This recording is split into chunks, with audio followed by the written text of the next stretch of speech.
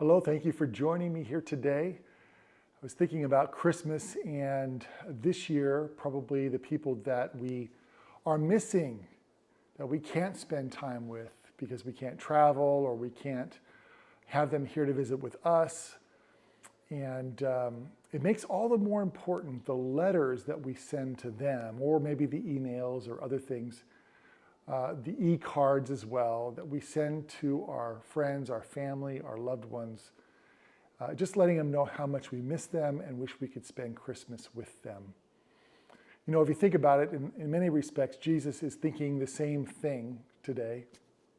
You know, he was here for those years with the disciples, about 3.5 years with the disciples, and they saw him in action.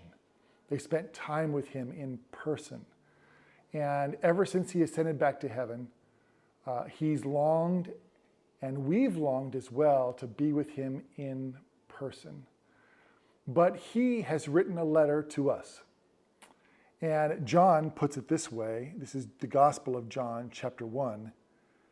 In the beginning was the Word, and the Word, capital W, was with God, and the Word was God. Speaking of Jesus as the Word. In fact, when he comes back, Revelation 19 pictures him as the Word is returning, calling him the Word once again. And so what Jesus did when he was here on this earth was he came in the person, in just the person that we needed to see, to identify with, to connect with. God sent his Son, a divine being, to be one with us, Emmanuel. And he wrote a letter to us. He was the Word. He wrote the words out by the actions he performed in his life. And we saw his love. We saw his compassion, his grace. We listen to his teachings as we read the Word to this very day. We see his teachings. And we follow him as his disciples. He has left that love letter with us through the Gospels. And we can rejoice that we can hear from him anytime we open his Word.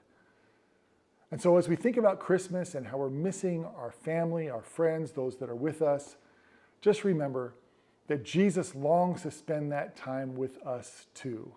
And we can spend it with him by going to his Word, reading about him, praying to him, asking for his Spirit to speak to our hearts. But know this as well, that Jesus longs to be with us in person. Maybe more so than we long to be with him in person. And there will come a day when the Word, the letter that we have, becomes the person of Jesus again.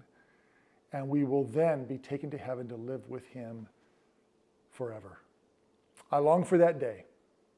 But until that day comes, remember that you have a letter from God himself through Jesus Christ and what he has told us about him and what we can read about him.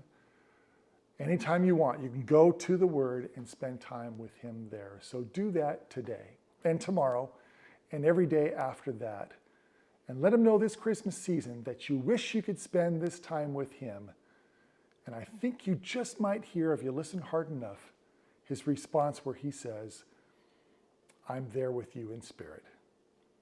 God bless you. Have a terrific Christmas as you're getting ready here for that holiday, and the blessed time that you do have if you are with family and friends. And then, of course, my heart goes out to you as your pastor as well, wanting the best and the most wonderful holiday season for you ever. God bless you. Have a terrific day in Christ.